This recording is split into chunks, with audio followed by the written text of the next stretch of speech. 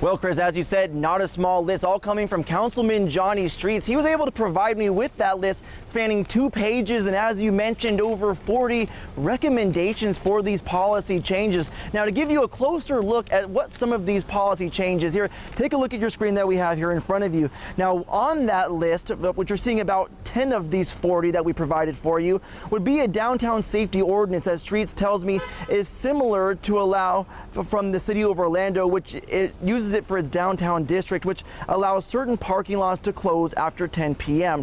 Now, we had cameras rolling yesterday when Fort Myers police walked into City Hall to go over these ideas with the Councilman Streets. Now, according to Streets, he would want an ordinance that would allow police checkpoints in certain parts of the city with the goal to keep people from bringing weapons into downtown. An idea I actually asked people who frequent downtown area today.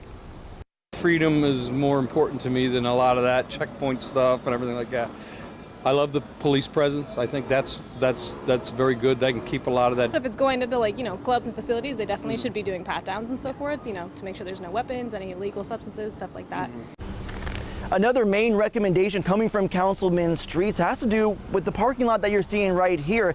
He tells me what he would like to do is actually station a security guard or even possibly a police officer at the entryways. As you can see, this one off 2nd Street, where we now know is where the shooting took place, it is freely open for cars to come in and out. And he says he'd like to be able to put somebody here to kind of watch over those late night crowds and sort of take down a lot of that late downtown violence. Now, Streets says either hiring security guards or having more police near certain areas like parking lots, he says could actually help deter some of the late night violence downtown.